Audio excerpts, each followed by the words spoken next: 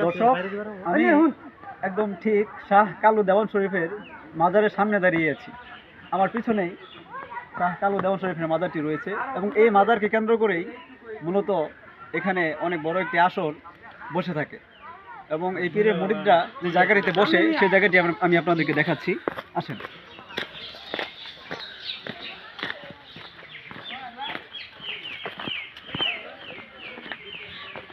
এই যে আখড়াটি বা এই যে আস্থানাটি দেখতে পাচ্ছেন, মূলত এই জায়গাটিতেই আসরটা বসে এবং পীরের যারা খাস মুরিদ তারা এখানে অবস্থান করে এবং তারা তাদের পীরের গুণগান গায়।